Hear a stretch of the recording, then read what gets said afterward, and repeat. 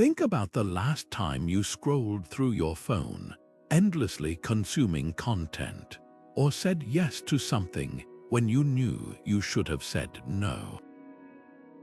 In a world that celebrates constant action, endless consumption, and the illusion of limitless possibility, restraint feels almost like a forgotten language.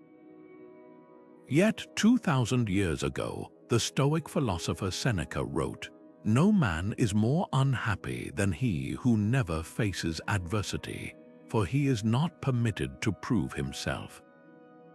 What if the very thing we've been taught to avoid, restraint, discipline, saying no, is actually the hidden key to a life of real freedom and power?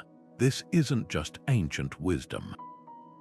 Look around. The most influential leaders, the most enduring artists, the most resilient minds, they all share one quiet superpower: the ability to hold back when others rush forward, to choose silence over noise, and to master their impulses rather than be ruled by them.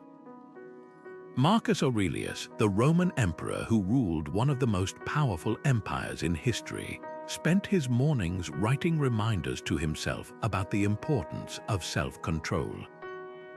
Not conquest, not wealth, not even victory, but restraint.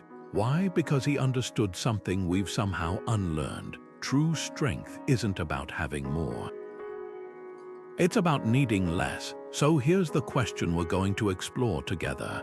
What if the secret to navigating today's chaotic world isn't in chasing more distractions, more shortcuts, more instant gratification, but in rediscovering the forgotten virtues of restraint? This video isn't just about philosophy. It's about how these ancient principles still shape the lives of people who thrive in uncertainty, who find clarity in chaos, and who build lasting success not by following every impulse, but by mastering them. By the end, you'll see restraint not as a limitation, but as liberation, and you might just find yourself asking, what could I gain by holding back? Let's begin. Restraint in Stoicism isn't about deprivation or punishment, it's about freedom. The Stoics saw self-control as the ultimate act of empowerment, a way to break the chains of endless wanting and emotional turbulence. Epictetus, the former slave who became one of history's most influential philosophers, put it bluntly: freedom is secured not by the fulfilling of desires, but by the removal of desire. Imagine that for a moment. Real liberty doesn't come from getting everything you crave. It comes from no longer being ruled by those cravings in the first place. This is where Stoicism flips modern thinking on its head. Today, we're bombarded with messages telling us to chase every impulse, to indulge, to live with no regrets. But the Stoics argued the opposite. True regret comes from letting your impulses steer your life. Think about how often we reach for our phones mindlessly, buy things we don't need, or say yes to distractions that drain our time and focus. Epictetus called this the discipline of desire and aversion, training yourself to want only what's within your control and to reject what unsettles your peace. Here's the profound contrast. Ancient Stoics built mental resilience by practicing restraint daily, while today's culture often equates happiness with having no limits. But which approach actually leads to lasting satisfaction? The Stoic answer is clear. Restraint isn't a wall that confines you. It's the guardrail that keeps you from falling into chaos. Marcus Aurelius wrote in his private journals about the power of pausing before reacting, of stepping back from anger or greed. He didn't see this as weakness. He saw it as the mark of someone who's truly in command of their life. So let's bring this into your world. Where could restraint create more space for what matters? Maybe it's in saying no to that extra hour of scrolling when you could be reading or resting. Maybe it's in pausing before reacting to a provocation, giving yourself time to respond with clarity instead of emotion. The Stoics didn't preach perfection, they practiced progress. Every small act of holding back, every conscious choice to resist the pull of instant gratification is a step toward that unshakable inner freedom they championed. This isn't about living like an ascetic or denying yourself joy. It's about recognizing that joy expands when it's not diluted by excess. The next time you feel the tug of impulse, whether it's the urge to interrupt, to indulge, or to react in haste, ask yourself, what would Epictetus do? Not because the answer is rigid, but because it's a reminder that restraint, in its quiet way, is the path to owning your life rather than being owned by it. The Stoics had a radical idea, one that cuts through the noise of modern life with startling clarity. They called it the Dichotomy of Control. Picture this: every single thing in your life falls into one of two buckets. The first contains what you truly control, your thoughts, your choices, your actions. The second, everything else, what people think of you, the weather, traffic, the past, the future. Marcus Aurelius put it bluntly in his Meditations: you have power over your mind, not outside events. Realize this, and you will find strength. Here's why this matters today more than ever. We live in an age of endless options, constant notifications, and decision fatigue. Every day, we exhaust ourselves worrying about things we can't change: opinions on social media, delays at work, the unpredictable behavior of others. Meanwhile, we neglect the one realm where we're actually sovereign, our own responses. The Stoic solution isn't passive acceptance, it's ruthless prioritization. By focusing only on what's within your control, you stop leaking energy into the void and start investing it where it counts. Take modern distractions as an example. Every time you say yes to pointless scrolling or multitasking, you're surrendering control to algorithms designed to hijack your attention. But when you say no, that's Stoicism in action. You're exercising what the ancient Greeks called proherses, your capacity to choose. Marcus Aurelius wrote about this daily, reminding himself that his power lay not in controlling Rome's chaos, but in mastering his own judgments. Think about how this applies to decision fatigue. Research shows the average adult makes around 35,000 choices a day. No wonder we're exhausted. The Stoic approach: simplify. If it's not within your control, let it go. If it is, act with intention. This isn't about indifference, it's about clarity. When you stop wasting mental bandwidth on things you can't influence, you free up space for what truly matters: deep work, meaningful relationships, personal growth. Imagine applying this to a typical stressful day. Your flight gets cancelled. The old you might rant at the gate agent or spiral into frustration. The Stoic response: control what you can, rebooking, adjusting plans, managing your reaction. The rest, let it be. This shift doesn't just reduce stress, it reclaims agency. As Epictetus said, it's not what happens to you, but how you react to it that matters. This is the hidden superpower of restraint. By focusing on your circle of control, you stop being a passenger in your own life. Every no to distraction, every pause before reaction, every intentional choice is a brick in the foundation of real freedom. The Stoics didn't just preach this, they lived it.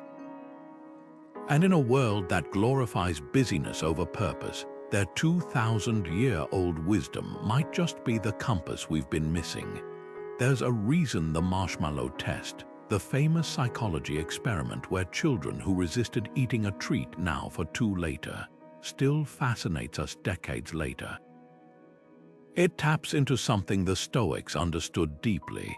Delayed gratification isn't just about willpower, it's about wisdom. Seneca, who watched Rome's elite chase fleeting pleasures while crumbling under stress, wrote, "The greatest wealth is a poverty of desires." He wasn't praising hardship for its own sake. He was pointing to a profound truth: the ability to wait, to endure, to choose long-term gain over short-term ease is the foundation of real autonomy. Fast forward to today, we live in a world of one-click purchases, binge-watching, and endless scrolling, a culture that equates speed with success and instant access with happiness. But here's the paradox: the more we indulge immediacy, the more we erode our capacity for the very things that build a meaningful life: deep focus, resilience, lasting achievement. The Stoics would have recognized this as a crisis of patience, one of their cardinal virtues, not passive waiting, but active restraint, the choice to plant trees under whose shade you may never sit. Take financial discipline as a modern example. Every time you skip the impulse buy, invest instead of splurge, or build an emergency fund, you're practicing Stoic patience. Money to the ancients was a preferred indifferent, useful but not inherently good or bad. What mattered was how you used it. Epictetus, who lived in poverty after being freed from slavery, said, "Wealth consists not in having great possessions but in having few wants." Today's equivalent, the person who drives a modest car but sleeps soundly knowing they're debt-free, isn't depriving themselves. They've mastered desire, not been mastered by it. This isn't about austerity, it's about alignment. When Seneca advised his friend Lucilius to set aside certain days for simple living, he wasn't prescribing lifelong asceticism. He was urging him to practice restraint like a muscle needing exercise. Why? Because when hardship inevitably comes, a job loss, a market crash, a personal setback, the person trained in patience doesn't panic.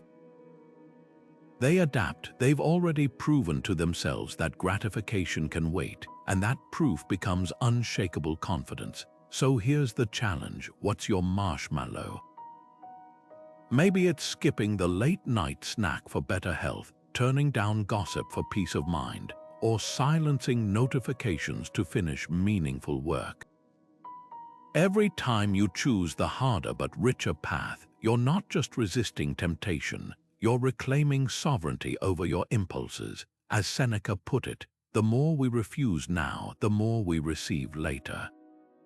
Not just in wealth or achievement, but in the quiet power of knowing you're no longer at the mercy of every passing whim. That's the gift of Stoic patience, not less life but more. Imagine a world where your words carry weight not because they're loud, but because they're rare. Epictetus, the Stoic philosopher who taught students in the crowded streets of ancient Greece, put it simply: we have 2 ears and 1 mouth so that we can listen twice as much as we speak. This wasn't just etiquette advice, it was a radical blueprint for influence. In an era where social media rewards hot takes, oversharing, and knee-jerk reactions, the Stoic practice of measured speech isn't outdated wisdom. It's a secret weapon. Consider how often we fill silence with unnecessary words, rambling emails, reactive comments, meetings that could have been an email. The Stoics saw speech as a limited resource, like water in the desert. Every drop wasted depletes your power. When you listen first, when you pause before responding, you're not just being polite. You're practicing what the ancients called euthymia, a tranquil mind undistracted by the noise of others' opinions or your own unchecked impulses. Marcus Aurelius wrote in his private journals about the clarity that comes from withholding speech until it serves a purpose. Ask yourself at every moment, he said, is this necessary? Now apply this to modern leadership. Think of the most respected figures in any field: sports, business, science. They're rarely the ones dominating the conversation. They're the ones who ask insightful questions, who absorb before they assert, who speak with precision rather than volume. Warren Buffett, known for his deliberate communication style, once said, "It takes 20 years to build a reputation and 5 minutes to ruin it." That's Stoicism in action.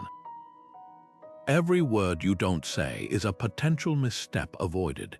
Every moment of silence a space for deeper understanding. Social media amplifies the opposite instinct, urging us to react instantly, to fill the void with opinions we haven't fully formed. But what if you flipped the script? What if your online presence became known not for how often you post, but for how much weight your words carry when you do? The Stoics would have recognized this as the discipline of premeditatio, thinking before speaking, crafting rather than spilling. Here's the practical shift. Next time you feel the urge to interrupt, to correct, to vent, pause. Ask yourself 3 Stoic questions. Is this true? Is this kind? Is this necessary? You'll find most of what we say fails at least one test. The power of silence isn't in withholding for its own sake. It's in creating room for words that actually matter, the ones that build, heal, and move things forward. As Epictetus warned, if you pour a handful of water into a barrel full of holes, you waste the water. The same is true of your words. Choose your barrel wisely. The Stoics had a word for what most of us struggle with daily: apatheia. It doesn't mean suppressing emotions or becoming coldly detached, as the modern term apathy might suggest. Instead, it's about aligning your reactions with reason, not eliminating feeling but refining it. Marcus Aurelius captured this perfectly in his private writings. You have power over your mind, not outside events. Realize this and you will find strength. Imagine standing in the middle of a storm, not by pretending the wind isn't blowing, but by choosing not to let it knock you over. That's emotional restraint in action. Now picture a modern scenario. You're in a heated argument, maybe with a coworker over a missed deadline or a family member over a misunderstood comment. Your pulse races, your face flushes, everything in you screams to fire back. Here's where Stoic apatheia becomes practical wisdom. It's not about denying your anger, but asking, will this reaction serve me? The ancient Stoics trained for moments like these through premeditation, visualizing challenges before they happened, so their responses wouldn't be hijacked by raw emotion. Consider the CEO who pauses for 10 seconds before responding to criticism in a boardroom, or the parent who counts to 5 when a child throws a tantrum. These aren't acts of weakness, they're demonstrations of what the Stoics called prosouch, attention to oneself in the present moment. By creating that sliver of space between stimulus and response, you reclaim agency. Marcus Aurelius, who faced betrayals and wars as emperor, wrote, "The best revenge is to be unlike him who performed the injury." In other words, the real victory isn't in matching someone's anger, but in refusing to let it dictate your behavior. Think back to a time when restraint diffused a conflict for you. Maybe it was swallowing a sharp retort during a tense negotiation, or walking away from a provocation that could have escalated. That moment wasn't passive, it was profoundly active. The Stoics would have called it an exercise of Hekusian volition, the will to act according to your principles rather than your impulses.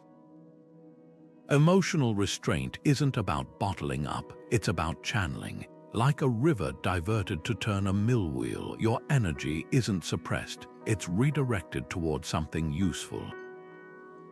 This is where modern psychology and ancient philosophy converge. Studies show that even a brief pause, literally counting to 10, reduces amygdala hijack, the brain's panic response to perceived threats. The Stoics didn't have fMRI machines, but they understood the principle. Emotions are data, not directives.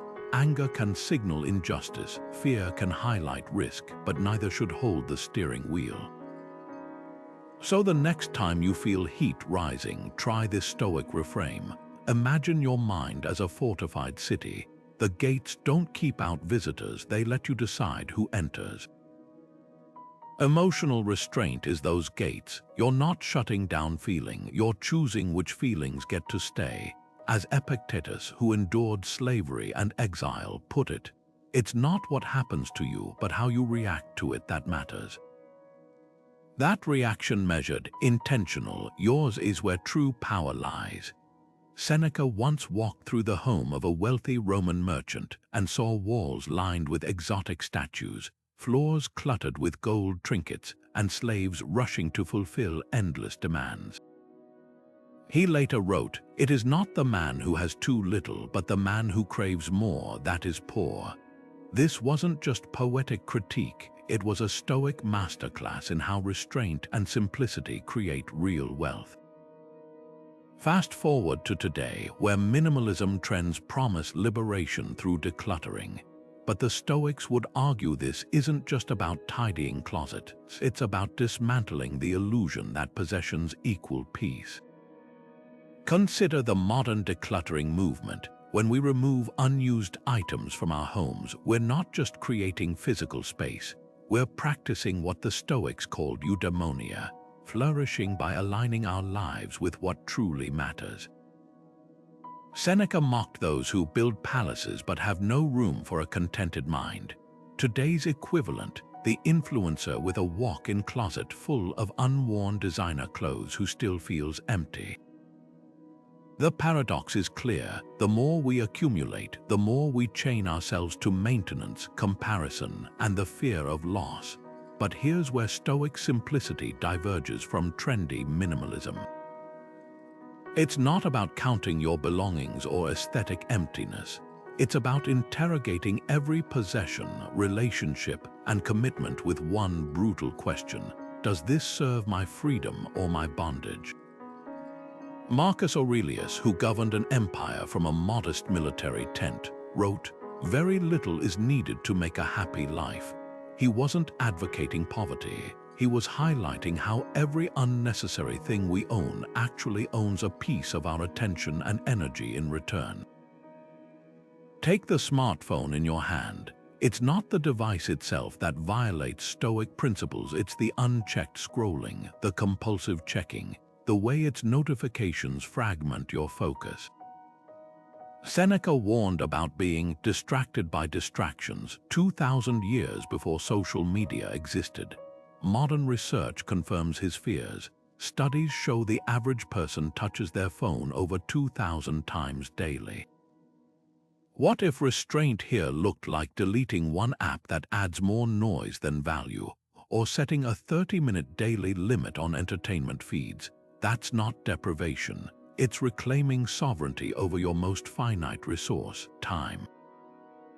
This extends beyond physical objects. Think about your calendar. How many meetings, events, or obligations exist simply because you lack the restraint to say no? Epictetus taught that every yes to something unimportant is a no to something vital. The modern worker who brags about back-to-back meetings would horrify the Stoics. They prized otium, purposeful leisure for reflection and growth. When we declutter our schedules with the same ruthlessness as our closets, we don't lose productivity. We gain the space to think deeply, create meaningfully, and live intentionally. So here's the challenge. Walk through your living space today and find 3 items you haven't used in a year. Hold each one and ask Seneca's question: does this multiply my worries or my freedom? Then do the same with your digital life subscriptions, apps, even contacts that drain more than they give. This isn't about austerity, it's about alignment. As the Stoics showed, the less you need to be content, the more powerful you become, because true wealth isn't measured by what you own, but by what you can walk away from without looking back. Musonius Rufus, the Stoic teacher who lived in 1st century Rome, had a radical teaching method. He made his students dig ditches, not as punishment but as practice. Just as we must exercise the body, he said, we must exercise the self-discipline of the soul daily. For the Stoics, routine wasn't about rigid schedules or productivity hacks. It was a training ground for restraint, where small, repeated acts of saying no to comfort built the strength to say yes to what truly matters. Think about the morning routines we admire in high achievers, the CEO who wakes at 5 a.m. To meditate, the athlete who trains before sunrise, the writer who drafts pages before checking email. These aren't just efficiency tricks, they're modern echoes of Stoic ascesis, the disciplined practice of voluntarily embracing discomfort to master desire. Marcus Aurelius, despite ruling an empire, began each dawn with journaling and philosophical study, not because he had extra time, but because he knew how you start your day shapes what you allow to rule you. Here's the Stoic insight we often miss. Discipline isn't deprivation. It's the ultimate form of self-respect. When you choose water over soda, an early bedtime over late night scrolling, or 15 minutes of reading over 15 minutes of gossip, you're not just building habits. You're conducting what Musonius called the daily audit of the soul. Each small no strengthens your capacity to choose the larger yeses, to deep work, meaningful relationships, personal growth. Consider the science behind this ancient wisdom. Studies on habit formation show that willpower behaves like a muscle. It fatigues with overuse but grows stronger with consistent training. The Stoics anticipated this by 20 centuries. Their version, start small. Seneca advised his students to practice poverty occasionally, wearing rough clothes, eating simple meals, not to suffer, but to prove to themselves that happiness didn't depend on luxury. Today's equivalent might be a digital Sabbath, one day a week without screens, not because you have to, but because you're reminding yourself you can. This is where modern self-help gets Stoicism backward. We're told to optimize mornings for peak productivity, but the ancients would argue that missing your workout matters less than why you missed it. Was it because you chose sleep over vanity? That's wisdom. Because you hit snooze to avoid discomfort? That's the impulse restraint is meant to tame. Routine, to the Stoics, wasn't about control for control's sake. It was about creating tiny friction points where you could practice sovereignty over your choices. So here's the invitation. What's your ditch? Not the grand gesture, but the small, daily act that quietly strengthens your restraint muscle. Maybe it's making your bed before checking your phone, or walking past the bakery without stopping every morning. Musonius Rufus would remind you, the value isn't in the act itself, but in the proof it gives you, that you're no longer a servant to every passing whim. As he told his students kneeling in the dirt, the more you sweat in training, the less you bleed in battle. Your ordinary day is the training ground where extraordinary freedom is won. Epictetus, the Stoic philosopher born into slavery, had a piercing question for his students. If someone told you that a certain person spoke ill of you, would you defend yourself against the story? Most of us would instinctively say yes, but he'd counter, how do you know what they said was even true? This cuts to the heart of Stoic indifference, not as apathy, but as clarity. The moment you let others' opinions, whether praise or blame, dictate your self-worth, you've handed them the keys to your inner peace. 2,000 years later, this wisdom exposes the trap of social media metrics. The dopamine hit of likes and the sting of criticism both hinge on the same fragile illusion, that strangers' fleeting judgments define your value. Consider how often we tweak our behavior for external validation, posting carefully curated photos, rehearsing witty captions, or deleting posts that don't get enough engagement. The Stoics would recognize this as a form of self-betrayal. Marcus Aurelius wrote in his private journal, "It never ceases to amaze me. We all love ourselves more than other people, but care more about their opinion than our own." That's the paradox of modern validation seeking. We sacrifice our authenticity to impress people whose lives we barely know. Here's the Stoic refrain: external opinions are like weather, unpredictable, uncontrollable, and often irrelevant to your path. Epictetus compared praise and blame to echoes. They're just reflections of someone else's voice, not truth you need to carry. When you obsess over what others think, you're like a ship anchoring itself to floating debris instead of steady land. The solution isn't to reject all feedback, but to filter it through one question. Does this help me grow closer to my principles? A mentor's constructive critique might pass the test.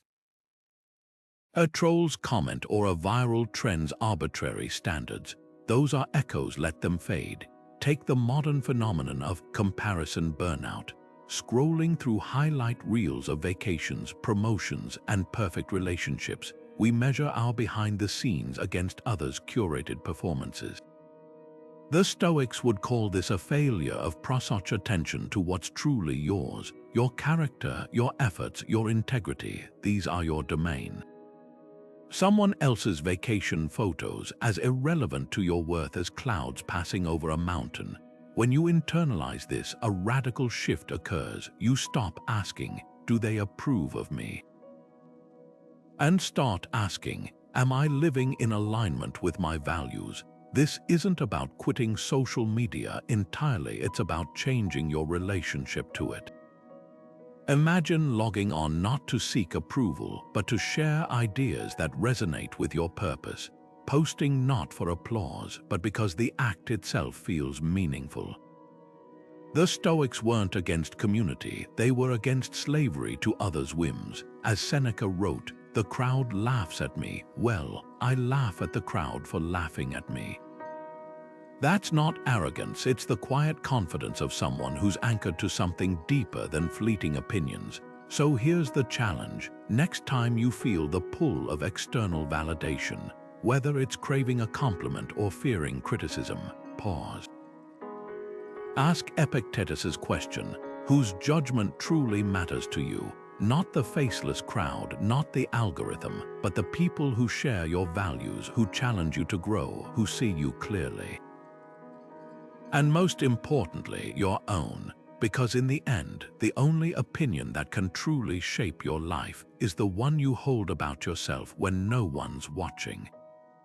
Cato the Younger walked into the Roman Senate barefoot, wearing a tattered toga, his face unshaven, a deliberate display of austerity in a room dripping with gold and ambition.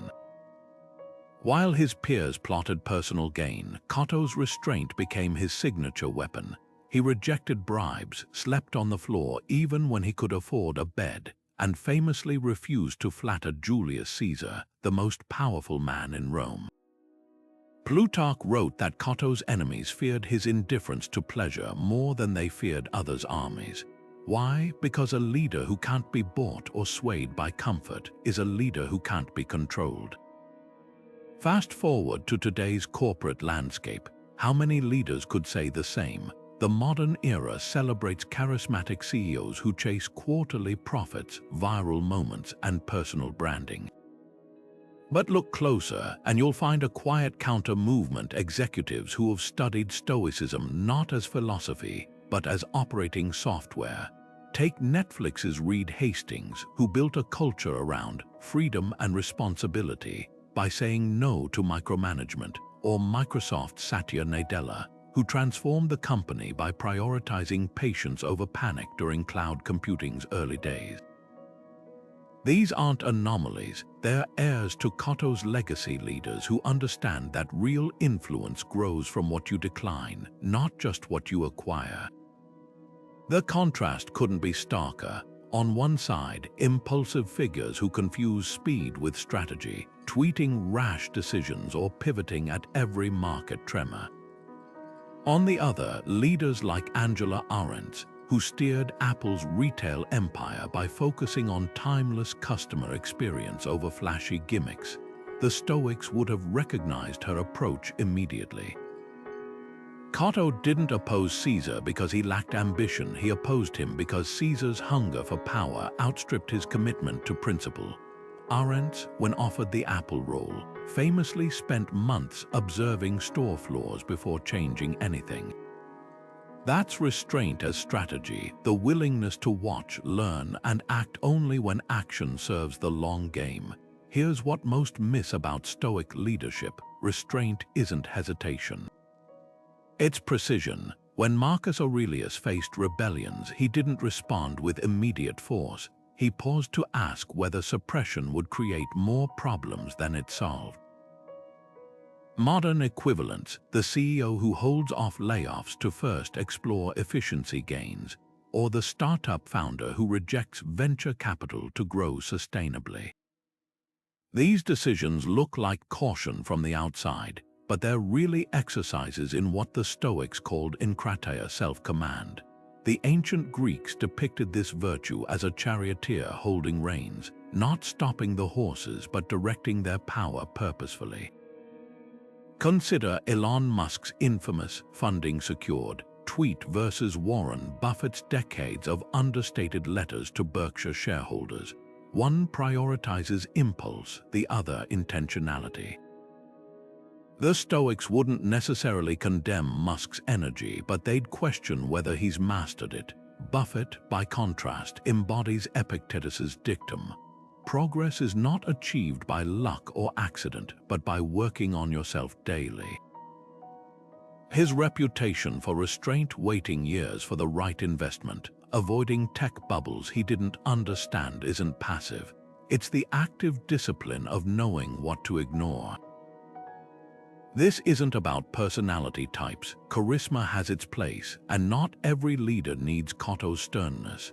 But the core lesson transcends style. Leadership decays when it's driven by unchecked impulses rather than calibrated principles. The Roman Senate eventually crumbled under the weight of leaders who couldn't say no. To power, to luxury, to short-term wins. Today's boardrooms face the same test. Every time a leader chooses patient growth over hype, integrity over easy profits, or silence over reactive tweets, they're not just managing a company. They're proving that 2,000 years later, Cotto's most radical idea still holds. The most powerful word in leadership might just be no. Seneca once wrote, "The man who spends his time choosing one resort after another in a hunt for peace and quiet will always find some new reason to be restless." He could have been describing our modern dilemma, scrolling endlessly, switching between apps, drowning in notifications, all while craving the very stillness we keep avoiding. The Stoics didn't have smartphones, but they understood something we've forgotten. Solitude isn't about physical isolation. It's about creating mental space to hear yourself think. Think about the last time you sat alone without your phone. Not just alone, but truly undistracted. For most of us, it feels unsettling, even unnatural. That's because we've trained our brains to equate silence with boredom, stillness with wasted time. But Seneca saw it differently. He called these quiet moments conversations with yourself, the only way to untangle the thoughts we otherwise drown out with endless noise. Today's equivalent, the CEO who blocks thinking hours on their calendar, or the artist who leaves their phone at home during walks. These aren't productivity hacks. They're acts of resistance against a world that profits from your divided attention. Here's the modern paradox. We're more connected than ever, yet more starved for real connection with others, with our work, with ourselves. Notifications trick us into feeling important, but as Marcus Aurelius observed, you could leave life right now. Let that determine what you do and say and think. Imagine applying that urgency to your screen time. Would you really spend those precious minutes refreshing feeds or doom scrolling? The Stoics practiced premeditatio malorum, premeditation of hardships, to clarify what mattered. Our version might be premeditatio distractionis, anticipating how trivial distractions steal our limited days. This isn't about demonizing technology. It's about reclaiming agency. When Seneca advised his friend Lucilius to retreat into yourself, he wasn't suggesting permanent hermitage. He was prescribing regular doses of uninterrupted reflection, what we might now call a digital Sabbath. The science backs him up. Studies show even brief periods of disconnection boost creativity, reduce stress, and strengthen focus. But the Stoic twist. They'd argue the real benefit isn't just cognitive, It's existential. Every time you silence the external noise, you're forced to confront a simple question: who am I when no one's watching, reacting, or validating? So here's the challenge: start small. Try leaving your phone in another room during meals or taking a walk without headphones. Notice the initial itch to reach for distraction. That's your signal you're on the right track. As Epictetus taught, no man is free who is not master of himself. Your phone isn't the enemy. The enemy is the reflex to numb every quiet moment before it can speak to you. What if today's ultimate act of restraint isn't giving up your devices, but giving yourself permission to be genuinely, gloriously bored? That's where the real conversation begins. Musonius Rufus, the Stoic philosopher who taught in Rome's bustling streets, had a surprising obsession: turnips. He insisted his students eat them not because they were glamorous, but because they were enough. With food, as with all things, he said, the mark of wisdom is knowing when to stop. This wasn't just about nutrition, it was a masterclass in ethical consumption, where every bite became a vote for the kind of world you wanted to live in. Fast forward to today's grocery aisles packed with endless choices, and his lesson hits harder than ever. Restraint isn't deprivation. It's the art of aligning your daily habits with your deepest values. Take the modern zero-waste movement. When you bring reusable bags to the store, repair instead of replace, or choose local produce over shipped-in luxuries, you're not just reducing clutter. You're practicing what the Stoics called sympatheia, the interconnectedness of all things. Marcus Aurelius wrote, "What isn't good for the hive isn't good for the bee." That's not poetry, it's practical philosophy. Every time you resist impulse buys or opt for quality over quantity, you're honoring Musonius's turnip principle. Consume not for status or novelty, but for sufficiency and respect. But here's where Stoic restraint diverges from trendy minimalism. It's not about counting carbon footprints with grim austerity. It's about joyfully reclaiming agency. Consider the coffee ritual. The hurried worker grabbing a disposable cup versus the one who savors a home-brewed mug, mindful of the bean's origin. Both get caffeine.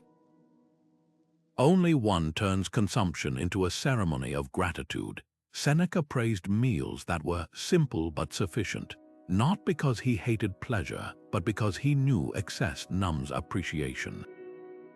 When you eat seasonally, wear clothes until they're threadbare, or repair gadgets instead of upgrading, you're not sacrificing, you're sharpening your capacity to delight in enough. This extends beyond physical goods. Think of your attention as the ultimate currency. Every click, every scroll, every hour handed to algorithms is a form of consumption. The Stoics would have recoiled at endlessly binge-watching shows we don't even enjoy, or doom-scrolling news that only fuels anxiety. Epictetus warned, if you wish to improve, be content to appear clueless in what you're clueless about. Today, that might mean admitting you don't need to weigh in on every viral debate, or that silence beats reflexive sharing. Ethical consumption isn't just what you buy, it's what you choose to feed your mind. So here's the challenge: pick one routine act, your morning coffee, your commute podcast, your lunch break, and infuse it with Stoic intentionality. Ask Musonius's question: does this align with the person I'm becoming? Not with guilt, but with curiosity, because restraint, in the end, isn't about saying no to the world.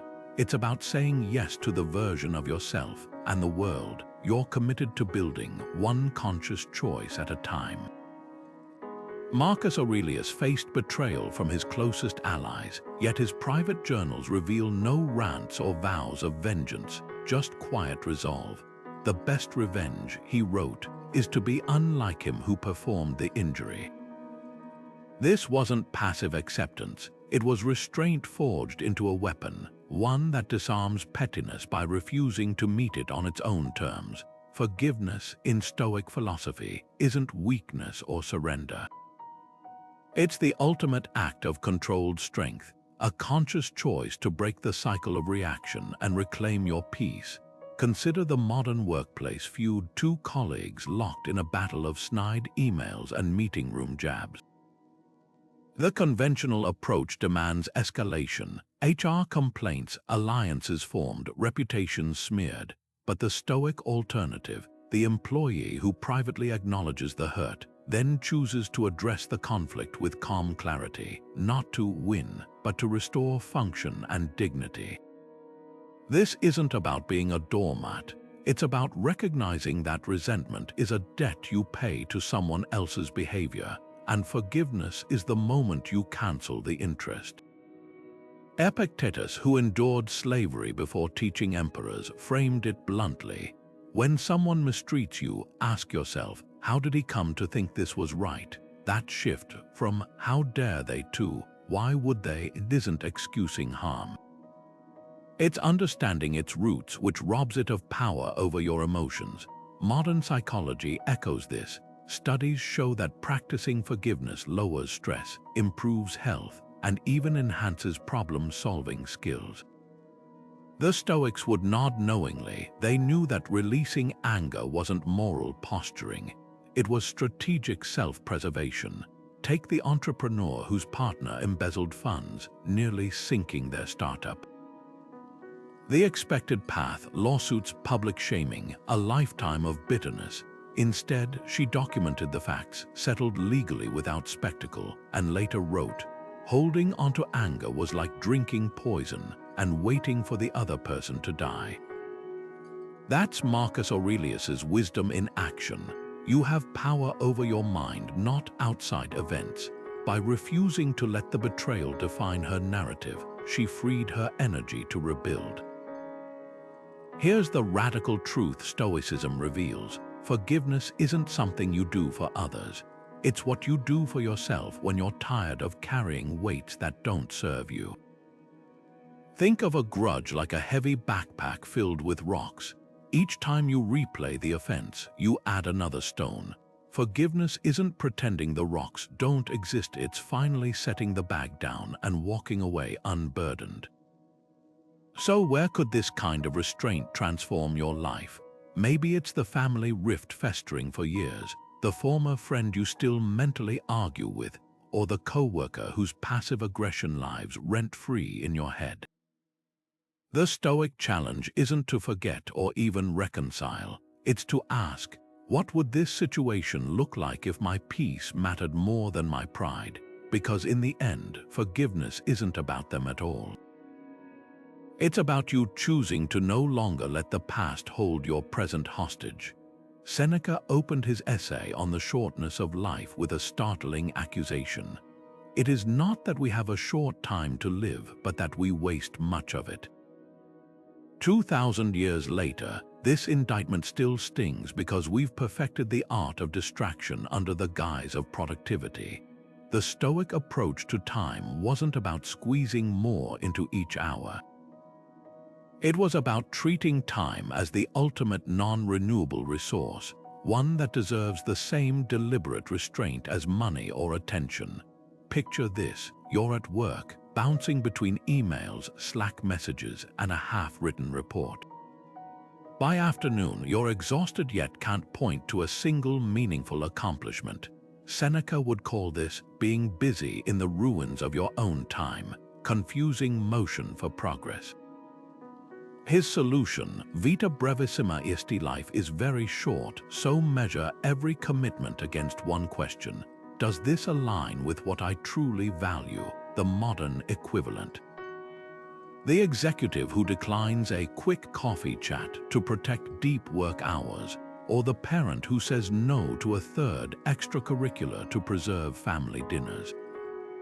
These aren't selfish choices, they're Stoic acts of reverence for time itself. Consider how we handle time versus money. We budget dollars meticulously, yet let hours slip through our fingers like sand. The Stoics flipped this logic. Musonius Rufus taught that squandering time was worse than financial waste, because while wealth can be regained, time once passed cannot be recalled. Today's time management gurus echo this. Cal Newport's digital minimalism or Greg McKeown's essentialism are essentially Stoic restraint repackaged for the digital age. But the ancients went further. They saw time discipline as moral discipline. Every yes to trivia is a no to meaning. Here's where Seneca's insight becomes practical. He divided activities into three categories: necessities, duties, and luxuries. Necessities sustain life, sleep, nourishment. Duties fulfill responsibilities, work, family. Luxuries, these are the optional extras: entertainment, gossip, consumption. The trap: letting luxuries cannibalize the other two. Sound familiar? It's the binge watcher who sacrifices sleep, or the meeting hopper who neglects strategic thinking. The Stoic fix isn't austerity, it's proportion. As Seneca wrote, leisure without study is death. Even relaxation should serve renewal, not numbness. So here's the challenge: track your time for one day like a Stoic accountant. Not just what you did, but why. Was that 2-hour meeting truly a duty, or just habit masquerading as productivity? Was scrolling justified as research when it was really avoidance? Marcus Aurelius kept a journal not to record events, but to audit his choices. Do not act as if you had 10,000 years to live. That urgency isn't meant to induce panic, but clarity. When you start seeing time as a finite currency, each minute a coin you can spend only once, you'll find yourself saying no with surprising ease. The real test comes when restraint feels uncomfortable. Turning down a networking event that won't serve you, leaving your phone in another room during creative work, or ending a conversation that's run its course. These small acts build what the Stoics called temperantia, the virtue of measured allocation. Not control for its own sake, but the wisdom to know what deserves your limited days. Because in the end, a life well lived isn't about how much you packed in, but how little you let slip away. Epictetus, born a slave and later one of Stoicism's greatest teachers, kept his belongings in a small clay jar, a deliberate reminder that true wealth wasn't in possessions, but in self-possession. Wealth consists not in having great riches, he said, but in having few wants. This wasn't just clever wordplay. It was a radical redefinition of prosperity that cuts through today's consumer culture like a scalpel. The Stoics didn't see frugality as deprivation or penny-pinching misery. They saw it as liberation, a way to break free from the endless cycle of wanting more, only to discover that more never satisfies. Consider the modern phenomenon of lifestyle inflation. That moment you get a raise and suddenly the old car feels embarrassingly outdated, the apartment too cramped, the wardrobe insufficient. What starts as celebration morphs into expectation, then entitlement. The Stoics would have recognized this trap immediately. Seneca, who advised Rome's wealthiest citizens, warned, "It is not the man who has too little, but the man who craves more that is poor." Today's equivalent, the tech worker earning 6 figures but drowning in credit card debt from luxury vacations they can't actually afford. The irony is crushing. The more we inflate our lifestyles, the more we shrink our freedom. This is where Stoic frugality diverges from modern minimalism. It's not about counting every penny or living in austerity. It's about interrogating every expense with one brutal question: does this expand my freedom or my bondage? Take the smartphone upgrade cycle. The Stoics wouldn't object to buying a new phone if yours broke, but they'd challenge the urge to replace a perfectly functional device just because a newer model exists. That's not frugality, it's clarity. Epictetus called money a preferred indifferent, useful for survival, but meaningless as a measure of worth. The person who buys last year's phone and invests the difference isn't cheap. They're exercising what the ancients called eukrateia, mastery over their impulses. Now apply this to housing. the real estate agent urges you to stretch your budget for that extra bedroom you'll rarely use. Social pressure whispers that a good neighborhood means one where you're the poorest resident. The Stoic alternative: choose space you can comfortably afford, even if it's smaller than peers expect. Marcus Aurelius, ruling an empire from a modest military tent, wrote, "Very little is needed to make a happy life." Modern research confirms this. Studies show happiness peaks at a certain income level, then plateaus. Beyond covering needs and securing stability, more money rarely buys more joy, just more complications. So here's the challenge. Next time you're tempted by a purchase, whether it's a coffee habit, a closet upgrade, or a car loan, pause. Channel your inner Epictetus and ask, would my Stoic self skip this? Not because you can't afford it, but because you refuse to let it own a piece of your attention or peace. That's the real power of financial restraint. It's not about having less. It's about needing less and discovering that in that space of enough, you find something far more valuable: the unshakable confidence that you're no longer playing by consumerism's rules. Seneca's On Anger reads like a 2,000-year-old antidote to modern outrage culture. He called anger a brief insanity, not because it's wrong to feel it, but because it hijacks reason so completely that we become strangers to ourselves. Picture this: a driver cuts you off in traffic. Your pulse spikes, your hands tighten on the wheel, maybe you even shout something you'd never say face to face. Now imagine Seneca in the passenger seat, calmly asking, will this reaction improve the situation or just deepen your own distress? That's the Stoic pivot. Anger isn't about justice. It's about control, or rather, the illusion of losing it. Modern outrage culture thrives on the opposite principle.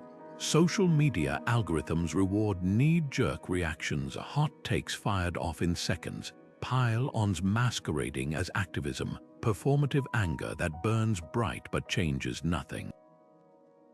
The Stoics would have recognized this as what Seneca warned against: anger feeding itself until it becomes its own justification. Think of the last time you saw a viral tweet storm.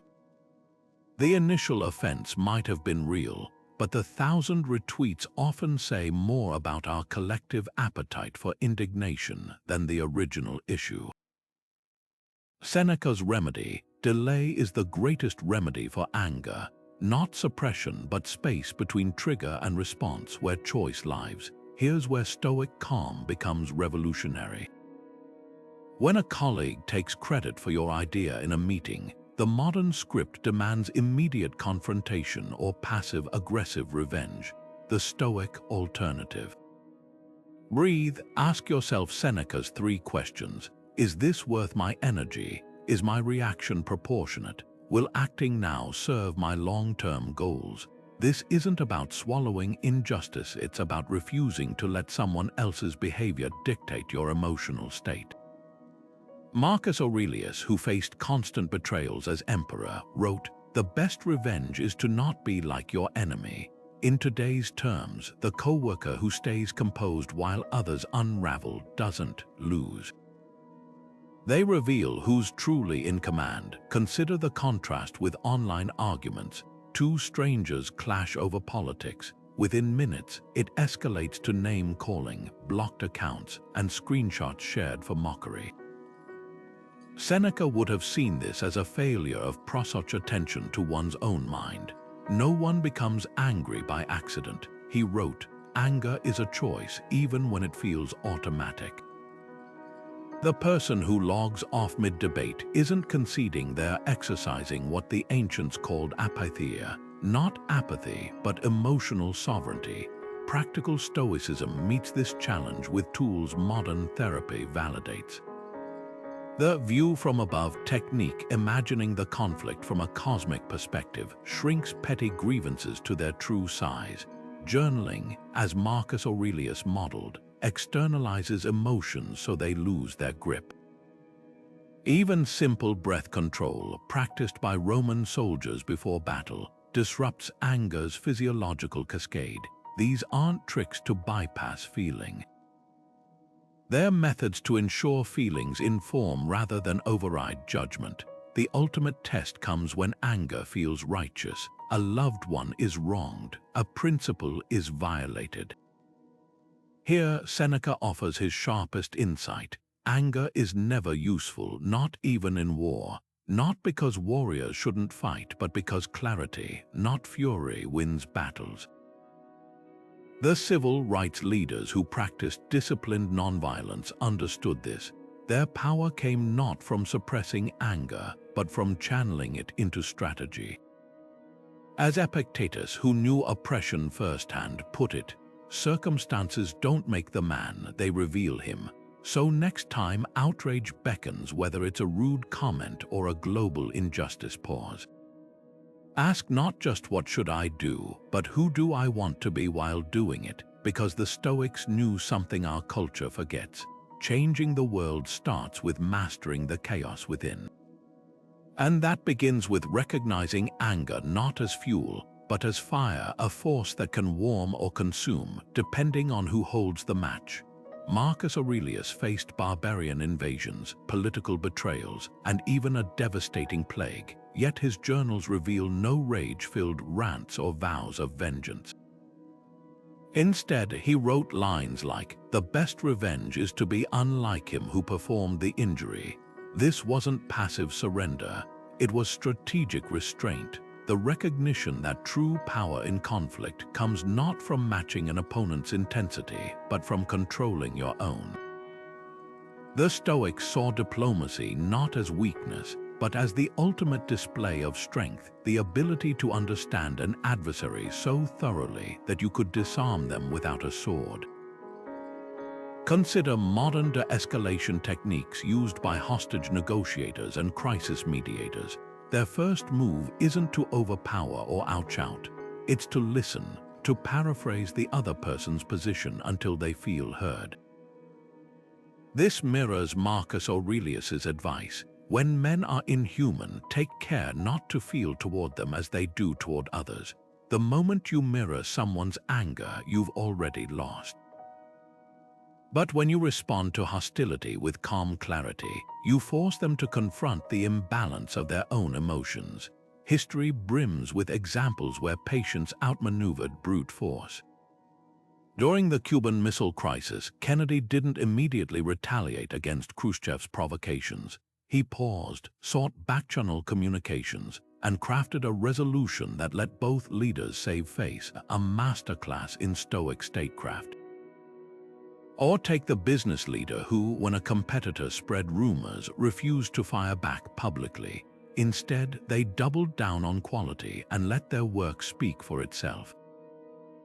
Within months, the gossip died, and their reputation emerged untarnished. This approach demands what the Stoics called sympatheia, the ability to see through another's eyes. Marcus Aurelius trained himself to ask, what pressures might be driving this person's behavior, before reacting to insults? Modern psychology validates this. Understanding someone's fears or insecurities doesn't excuse bad behavior, but it does diffuse its power over you. Think of a time someone cut you off in traffic. The immediate reaction is fury, but what if you learned they were racing to a hospital? Context transforms outrage into empathy. Here's the practical shift. Next time you're in conflict, whether it's a workplace dispute or a family argument, try the Stoic pause. Breathe. Ask yourself, what would this look like if I weren't taking it personally? Then respond, don't react. The Roman general Scipio Africanus, when accused of corruption, didn't lash out at his critics. He simply handed his account books to the Senate and walked away. His restraint was so disarming that his enemies' accusations crumbled under their own weight. Restraint in conflict isn't about swallowing your voice.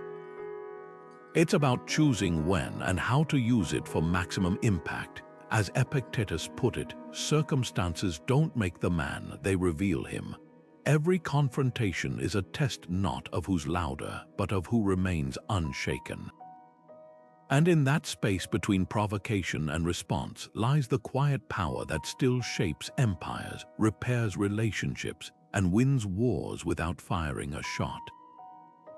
Musonius Rufus, the Stoic philosopher who taught that philosophy wasn't just for the mind but for the body, famously said, "How can a man prove his courage if he hasn't been tested by pain?" This wasn't about glorifying suffering. It was about recognizing the body as the first frontier of self-mastery. The Stoics saw physical discipline not as punishment, but as training for the soul. When you push through a grueling workout, endure cold showers, or resist the urge to hit snooze, you're not just building muscle or willpower. You're practicing the art of saying no to comfort so you can say yes to something greater, resilience. Think of the marathon runner hitting the wall at mile 20, legs screaming to stop. The difference between collapsing and continuing isn't just physical, it's mental. The Stoics would call this moment proherses, the power to choose your response to hardship. Ancient athletes understood this intuitively.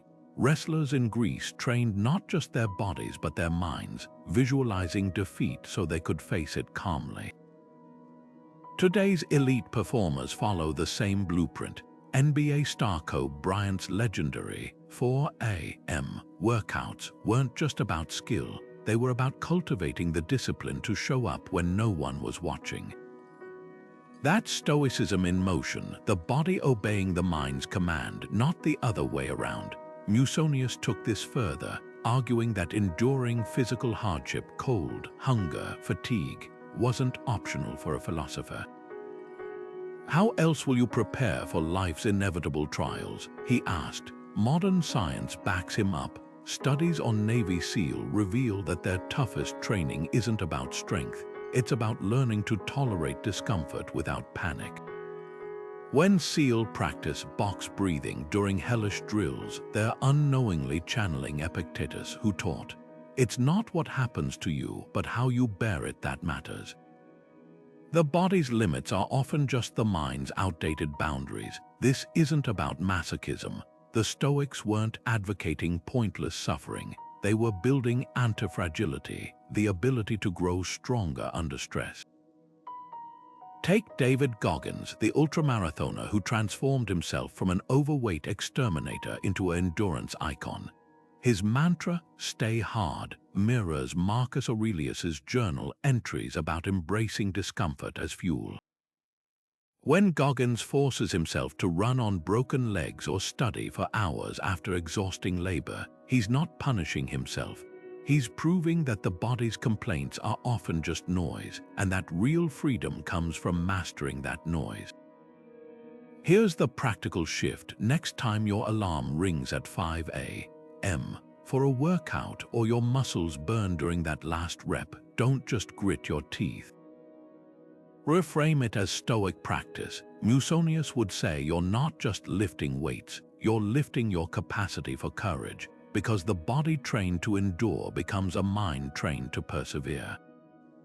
And in a world that confuses comfort for happiness, that might be the ultimate rebellion. Epictetus once stood before a student who interrupted him mid-lesson with a heated opinion. Without raising his voice, the philosopher simply asked, "Do you know what you're about to say?" The student froze. That moment captures the Stoic art of listening, not just hearing words, but exercising the restraint to truly absorb before reacting. In an age where hot takes spread faster than wisdom, where podcasts and comment sections privilege speaking over understanding, this ancient discipline might be our most urgent modern skill. Consider how conversations unfold today. Someone shares a political view, and within seconds, we're mentally drafting our rebuttal rather than grappling with their perspective. Social media rewards quick comebacks, not thoughtful engagement.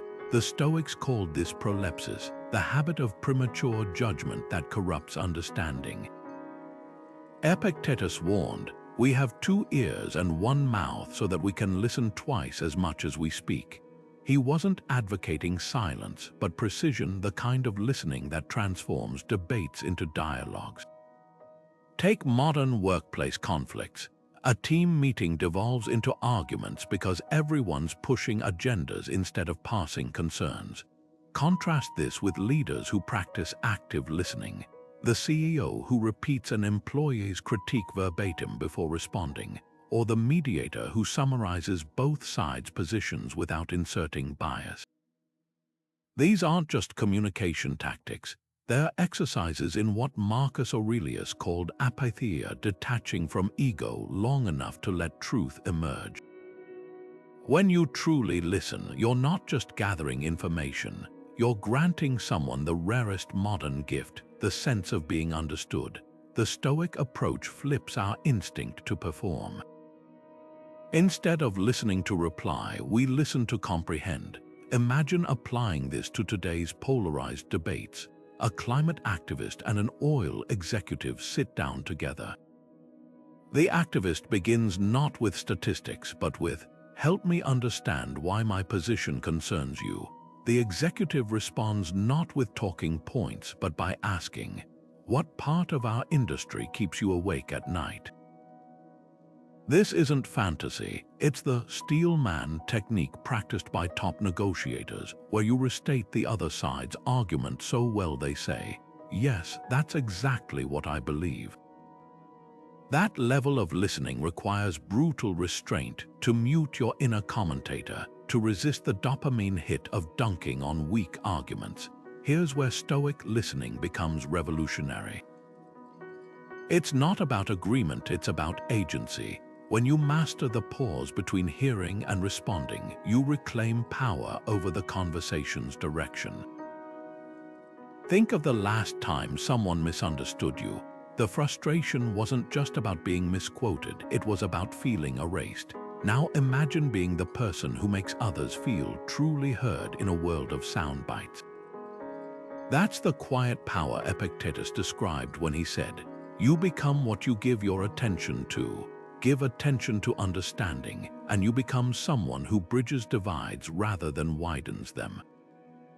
The test comes when everything in you wants to interrupt. Your colleague misrepresents data. Your relative dismisses your lived experience, the Stoic move.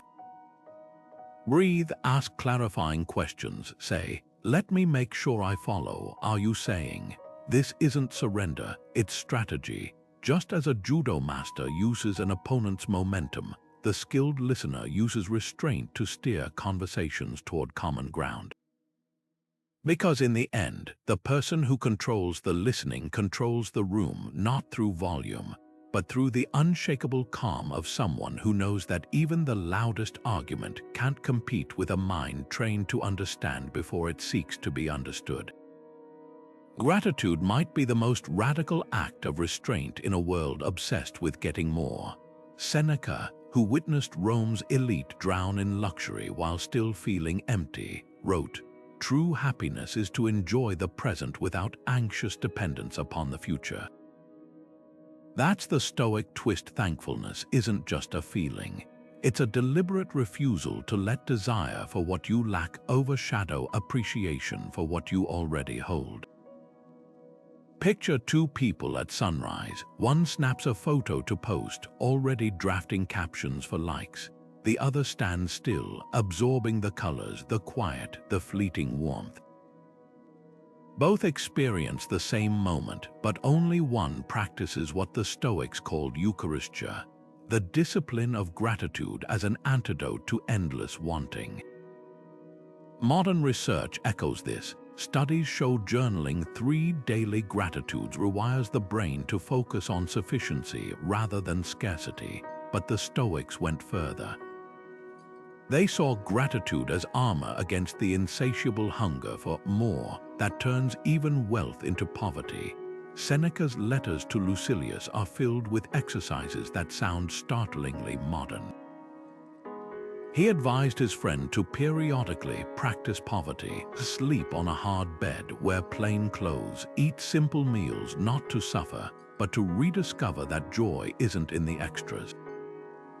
Today's equivalent, the tech executive who keeps a 10-year-old car not because she can't afford new, but because she's proven to herself she doesn't need it. Or the artist who journals daily about the privilege of creating, even before galleries take notice. These aren't feel-good habits. They're acts of resistance against a culture that equates craving with ambition.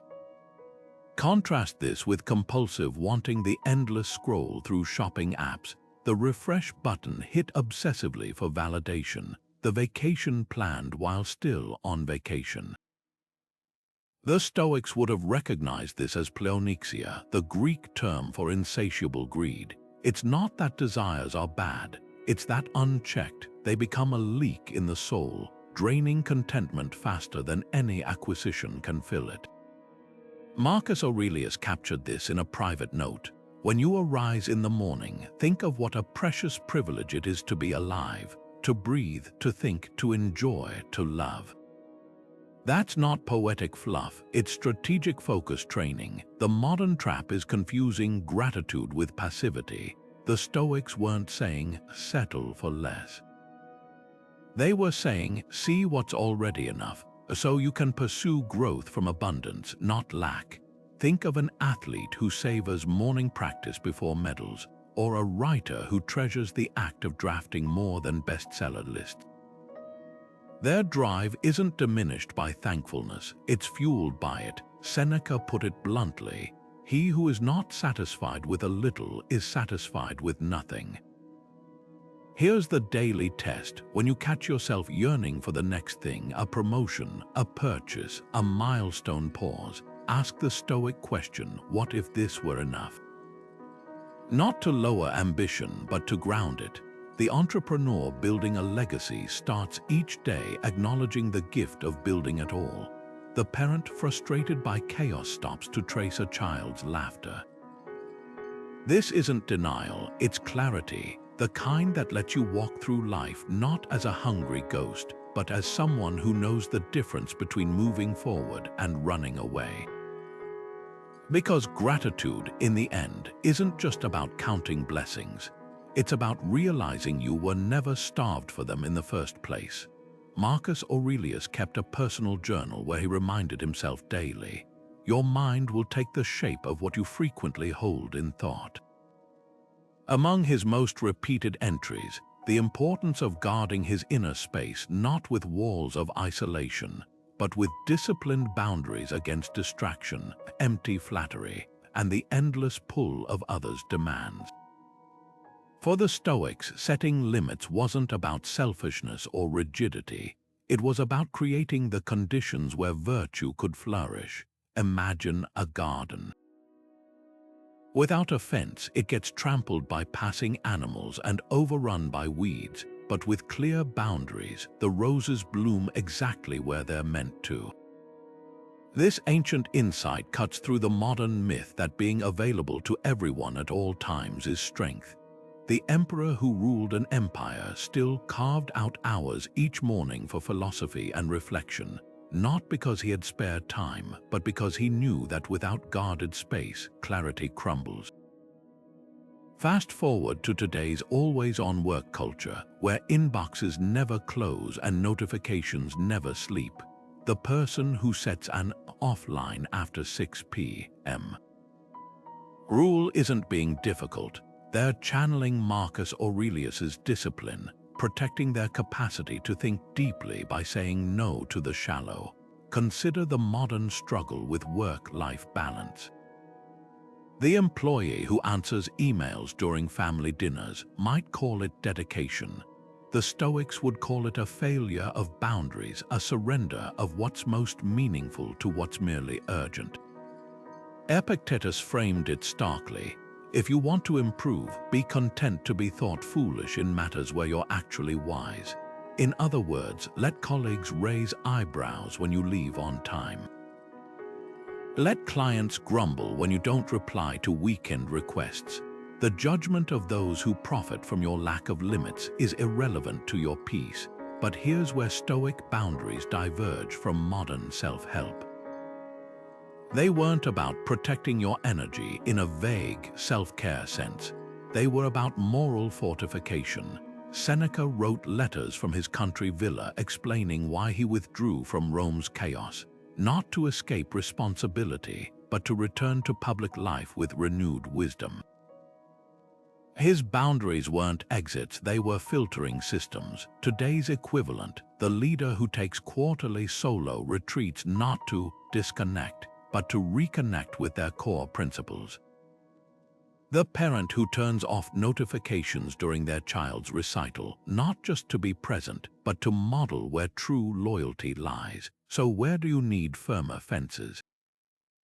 Maybe it's the friend who treats your time like an infinite resource, or the hobby that's metastasized into obligation. Perhaps it's the news cycle you compulsively check, draining hours without adding understanding. Marcus Aurelius would urge you to interrogate each commitment with one question. Does this expand or diminish my capacity to live with integrity? Because boundaries, in the Stoic sense, aren't barriers against life. They're the architecture of a life that's truly your own. Success has a way of inflating the ego, like a balloon that grows with every achievement until it risks popping at the slightest touch. Epictetus, the Stoic philosopher who watched Rome's elite rise and fall, offered a sobering antidote. If you want to improve, be content to be thought of as foolish in matters where you're actually wise. This wasn't false modesty, it was a survival strategy for the soul. The Stoics saw humility not as self-deprecation, but as a form of restraint, a deliberate refusal to let external accolades distort your internal compass.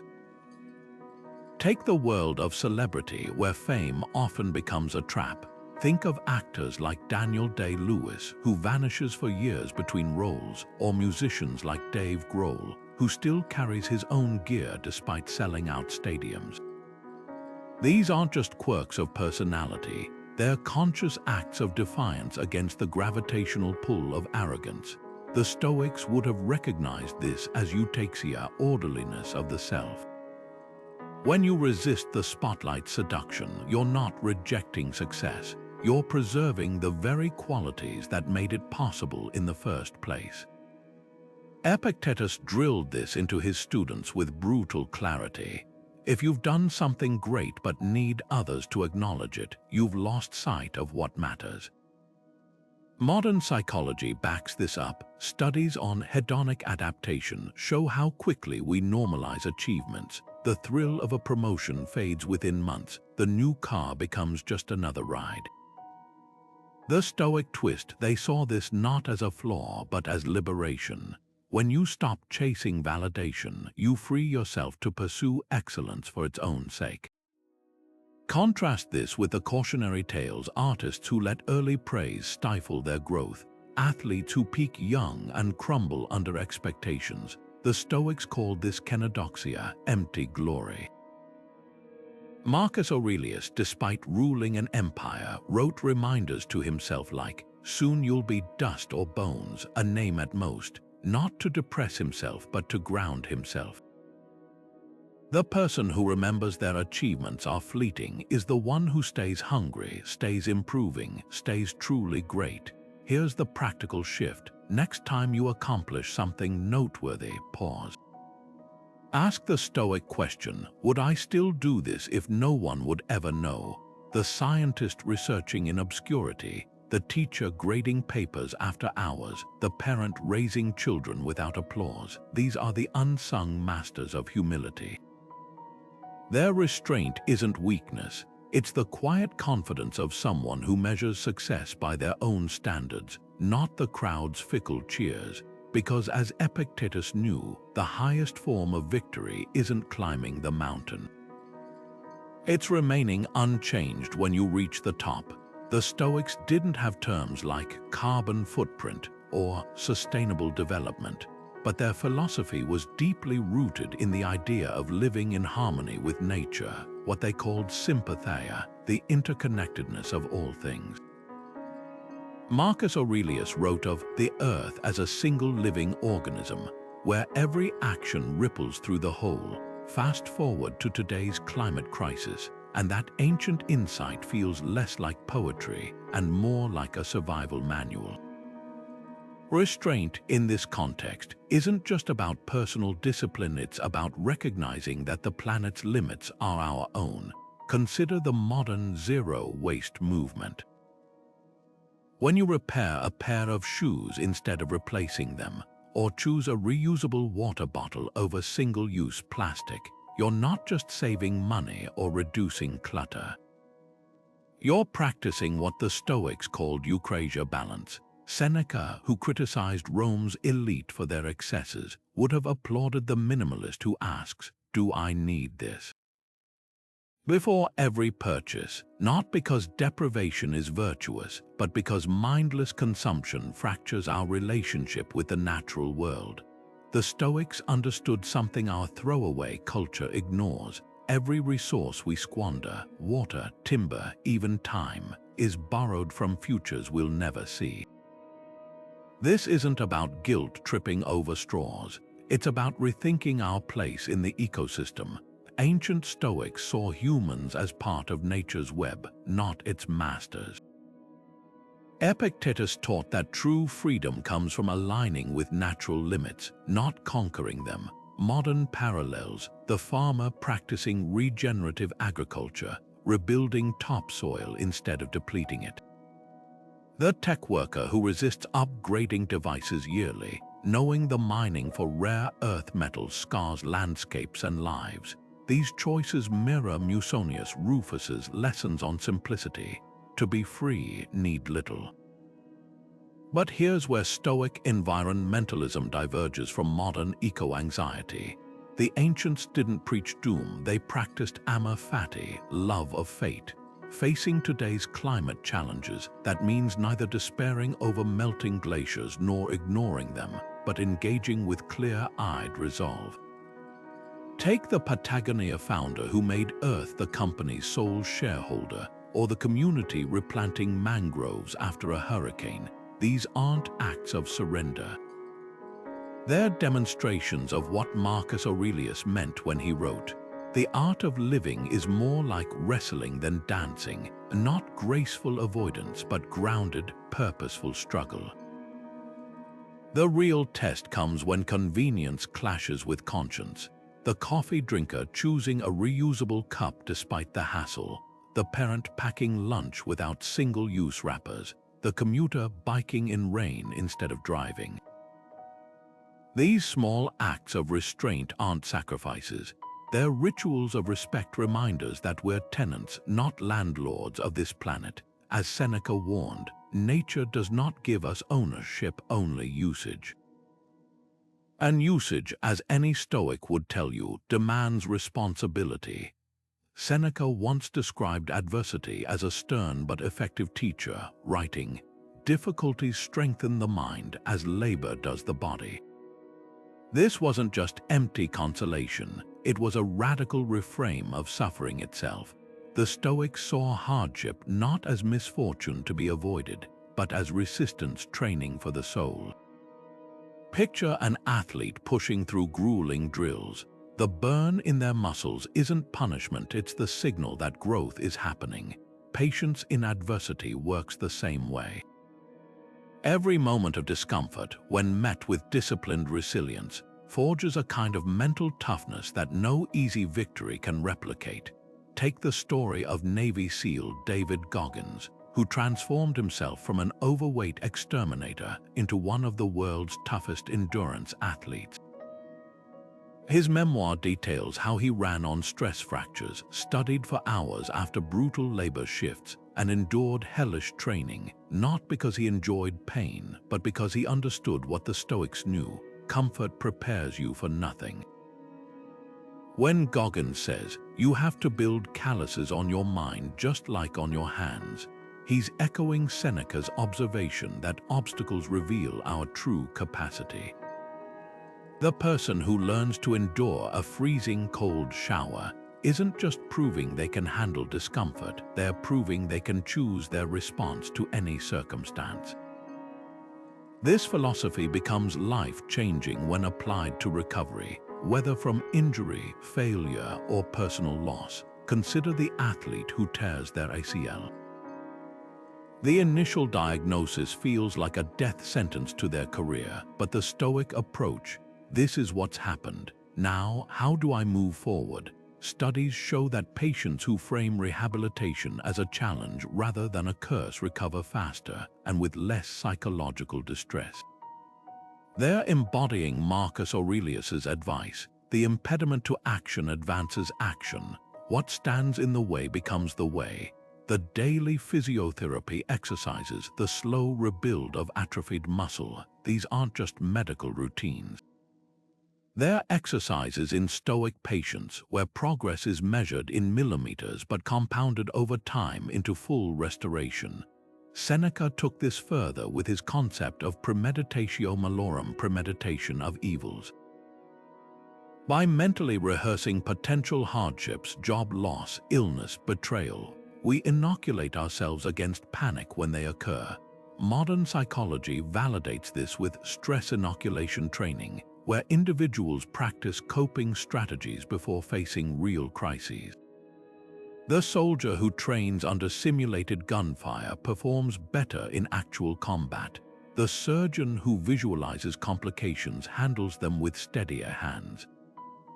This isn't pessimism, it's pragmatic preparation. As Seneca wrote, the man who has anticipated the coming of troubles takes away their power when they arrive. Now consider the entrepreneur whose startup fails. The easy reaction is despair or denial. The Stoic response, treat the collapse as tuition paid for an invaluable education. Sarah Blakely, founder of Spanx, often speaks about how her father encouraged her to celebrate failures at the dinner table. Each misstep was proof she was pushing boundaries. That Stoic patience in action, the understanding that adversity isn't the opposite of success. It's an integral part of its architecture. Every no from investors, every product flop, becomes data for refinement rather than evidence of defeat. The true test comes when progress is invisible. The writer facing their 100th rejection letter, the scientist whose experiment fails for the 30th time, the parent patiently guiding a struggling child. These are the unsung masters of Stoic endurance. They understand what Seneca meant when he said, "Time discovers truth," not because waiting alone guarantees results, but because patience paired with persistent action creates conditions where breakthroughs become inevitable. The oak tree doesn't fret during years of slow growth underground. It trusts the process. So does the Stoic. Ultimately, patience in adversity isn't passive waiting. It's active participation in your own evolution. When Epictetus said, "It's not what happens to you, but how you react that matters," he wasn't dismissing pain. He was pointing to the liberating truth that between stimulus and response, there's always a choice to resent the obstacle or to let it sculpt you into someone who no longer fears the storm. Because the sailor who's weathered gales doesn't curse the wind, they adjust the sails. Marcus Aurelius never hurried to publish. His private journal, now known as Meditations, wasn't meant for public consumption. It was a slow, deliberate practice of self-examination, polished over years without concern for audience or acclaim.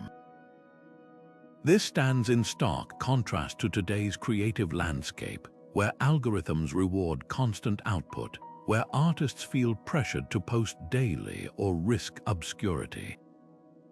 The Stoic emperor's approach reveals a counterintuitive truth. Restraint isn't the enemy of creativity. It's the invisible hand that shapes raw inspiration into enduring art. Consider the composer who writes one symphony every decade versus the producer churning out beats weekly. Both are creating, but the former embodies what the Stoics called techne craftsmanship, honed through patient iteration. Beethoven revised his compositions dozens of times, sometimes spending years on a single phrase.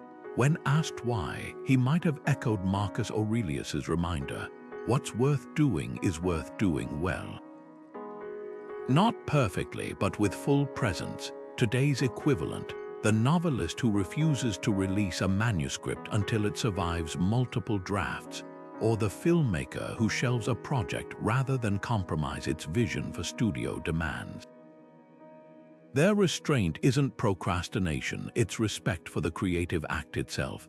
This collides head-on with viral culture's demands. Social media platforms thrive on volume, quick takes, rapid trends, disposable content. But history's most resonant works share a common thread. They emerged from what psychologist Mihaly Csikszentmihalyi calls flow states, those immersive periods where time dissolves in service of the work. The Stoics anticipated this with their concept of prosoj-focused attention. Seneca advised his fellow writers, hold fast to your hours, guard them as possessions. Not because time is scarce, but because depth requires uninterrupted space. Imagine Van Gogh painting Starry Night between tweets, or Maya Angelou drafting poetry while monitoring likes. The friction between haste and mastery couldn't be clearer. Yet restraint in creativity isn't about moving slowly for its own sake. It's about discerning when to release and when to refine. Take J.K. Rowling's infamous 12 rejections before Harry Potter found a home, or Lin-Manuel Miranda's 7 years developing Hamilton. Their patience wasn't passive, it was an active filtration system, separating fleeting excitement from lasting value. Marcus Aurelius would have recognized this as Encratia, self-command over impulses. The modern creator battling the itch to post every half-formed idea faces the same test. Is this driven by genuine expression or by the fear of being forgotten? Here's where Stoic restraint becomes revolutionary. In an attention economy that equates visibility with success, the artist who works in silence, who ships only when ready, doesn't just produce better work. They reclaim the very soul of creativity from the machinery of consumption. The pottery student told to prioritize quantity over quality, as in the famous ceramic class experiment, eventually surpasses their rushed peers, not through sheer output, but through the lessons each failed attempt engraves in their hands. So to the writer drafting their 10th novel, the musician sitting on an album until it haunts them, the designer who scraps months of work for a better solution, your restraint isn't hesitation. It's the quiet rebellion against a world that mistakes saturation for significance.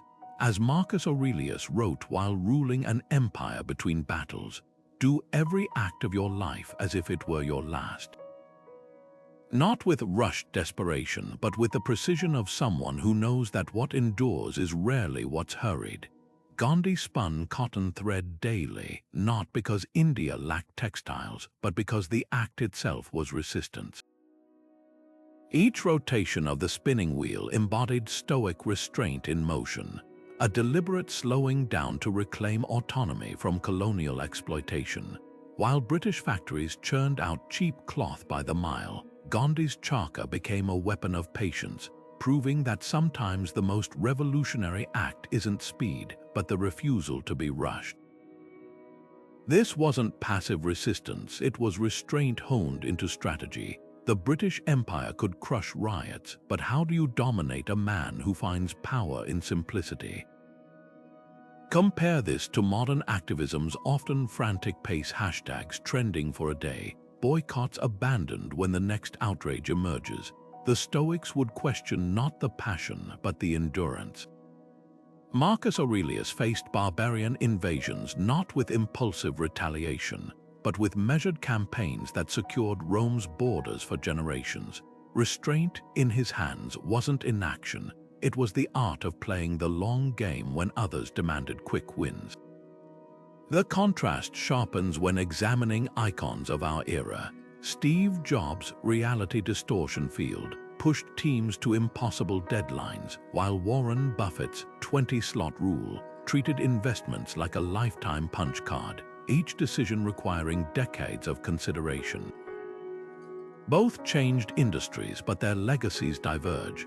Jobs' brilliance burned bright but left exhaustion in its wake. Buffett's patience compounded into enduring influence. The Stoic lesson: restraint isn't the absence of ambition, it's the wisdom to let roots grow deep before demanding fruit. Even in failure, restraint defines legacy. Nixon's Watergate tapes reveal a man enslaved by impulse recording every paranoid thought, then scrambling to conceal them. Contrast Mandela's 27 prison years, where he studied his captors' language and customs, not to placate them, but to master the psychology of reconciliation before he'd even tasted freedom. The Stoics would have recognized Mandela's discipline as Fronsey's practical wisdom that transforms obstacles into tools. Gandhi's spinning wheel, Buffett's punch card, Mandela's borrowed textbooks, these weren't gestures. They were blueprints for a different kind of power. In a world that glorifies the viral moment, true influence still belongs to those who understand. Restraint is the quiet pulse behind every revolution that outlives its revolutionaries. Restraint isn't flashy, it doesn't trend on social media or spark viral debates, but beneath the surface of every enduring achievement, whether in art, leadership, or personal growth, you'll find this quiet force at work. The Stoics knew what modern culture often forgets. Real power isn't in unrestrained expression, but in the disciplined choice of when to speak, when to act, and when to hold back. Think of the composer who waits years to perfect a symphony rather than flooding the market with half-finished melodies, or the CEO who resists quarterly pressures to chase long-term vision. These aren't acts of hesitation, they're demonstrations of mastery. Marcus Aurelius, ruling an empire amid constant threats, still carved out time each morning to journal reminders like, "The more we value things outside our control, the less control we have." That's the paradox restraint reveals. By saying no to distractions, temptations, and reactive impulses, we gain authority over the only territory that truly matters, our own minds. Epictetus, born into slavery, put it even more bluntly: freedom isn't secured by satisfying desires, but by destroying them. Not the capacity to enjoy life, but the refusal to let cravings dictate it. This isn't about self-denial for its own sake. It's about alignment. Every time you pause before reacting to a provocation, decline a trivial commitment to protect deep work, or resist the dopamine hit of endless scrolling, you're not just practicing discipline, you're reclaiming sovereignty. Seneca observed that most people wander through life as if they had another one in storage. Restraint is the antidote. It's waking up to the reality that time and attention are finite, and treating them as the precious resources they are. So here's the challenge: start small. Tomorrow, practice one intentional act of restraint. It could be as simple as leaving your phone in another room during meals, or as transformative as ending a toxic habit you've tolerated for years. Remember Musonius Rufus's lesson: we exercise our bodies to strengthen them. Why not exercise our restraint for the same reason?